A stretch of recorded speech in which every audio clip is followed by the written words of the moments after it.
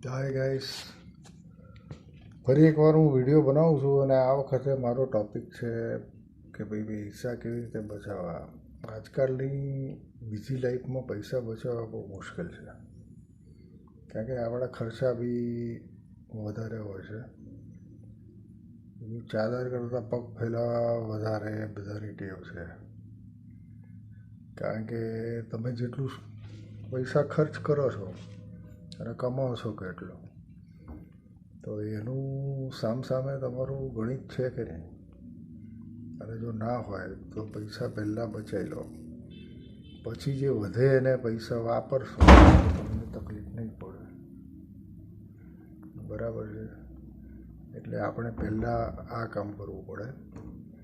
એ પછી પૈસાનું ઇન્વેસ્ટમેન્ટ થયા પછી જે પૈસા બચે એ તમે વાપરશો તો એમાં શું થશે કે તમારી બચતની બચત થઈ જશે, અને જે પૈસા તમારા વધેલા છે એમાં તમારે મેનેજ કરવાનું થશે, જેનાથી તમે મની મેનેજમેન્ટ પણ શીખશો.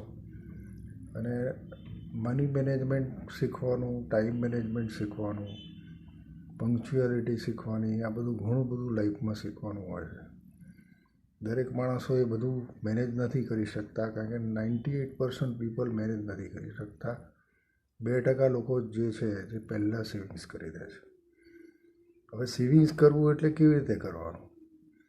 એવું કે આપણા ખાતામાં મૂકી દીધા પૈસા એ સેવિંગ્સ આપણું કહેવાય, પણ એમાં તમને ઇન્ટરેસ્ટ ઓછું મળે. સેવિંગ્સ એકાઉન્ટમાં જનરલી ઇન્ટરેસ્ટ ઓછા હોય છે.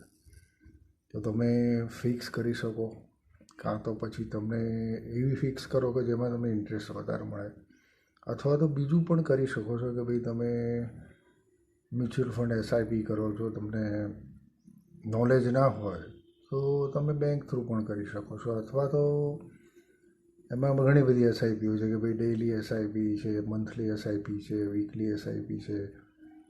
એના માટે તમે બેંકવાળાની સાથેથી ઇન્ફોર્મેશન લઈ શકો છો. આ સિવાય તમારે બીજું જો કરવું હોય તો તમે સ્ટોકમાં જો તમારું નોલેજ હોય થોડું, કારણ કે આજકાલ તો બધું ઓનલાઈન થઈ ગયું છે કે ભાઈ તમે ગ્રો મનીમાં કરી શકો છો. સ્ટોકમાં ઇન્વેસ્ટમેન્ટ કરો તમે, અને તમે તમારી જાતે જ મેનેજ કરો. કયું લેવું, કઈ નહીં લેવું, પોર્ટફોલિયો બધું જ તમને એમાં દેખાડતું હોય.